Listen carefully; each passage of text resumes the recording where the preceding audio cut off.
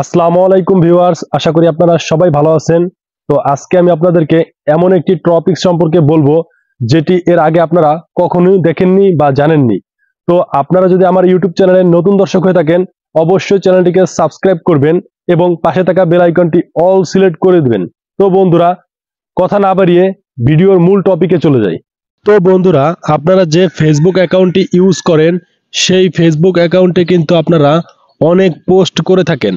সেই পোস্টে দেখা যায় যে আপনার যে ফ্রেন্ডরা থাকে তারা কিন্তু লাইক করে, কমেন্টস করে।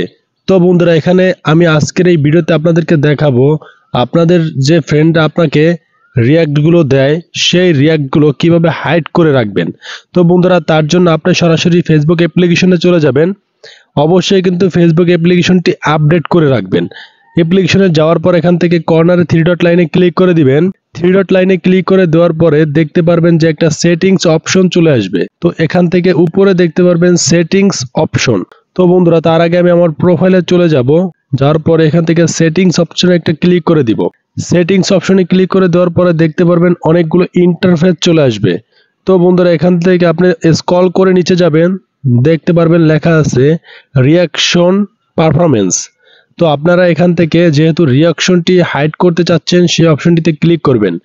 ক্লিক করার পরে এখানে দেখতে পারবেন দুইটি অপশন রয়েছে, প্রথম অপশনটি এবং দ্বিতীয় অপশনটি। তো আমাদের কাজ হচ্ছে দ্বিতীয় অপশনটি ইনেবল করে দেওয়া। তো এখান থেকে দেখতে পারবেন অন ইওর পোস্ট, এই অপশনটি আপনি ইনেবল করে দিবেন। তো বন্ধুরা, যেহেতু আমরা হাইড করতে চাচ্ছি সেজন্য এটাকে ইনেবল করে দিলে আমরা যে ফেসবুকে পোস্ট করি সেই পোস্টের যে রিয়াক্টগুলো দেয় সেই রিয়াক্টগুলো কিন্তু হাইড হয়ে যাবে, কেউ আর কিন্তু দেখতে পারবে না।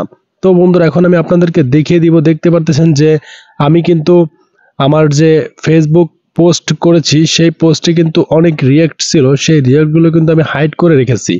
তো বন্ধুরা, আপনারা কিন্তু এইভাবে আপনাদের ফেসবুক অ্যাকাউন্টের যে প্রোফাইলটি থাকবে, প্রোফাইলে যে পোস্টগুলো আপনারা করবেন সমস্ত পোস্টের রিয়াক্টগুলো কিন্তু হাইড করে রাখতে পারবেন।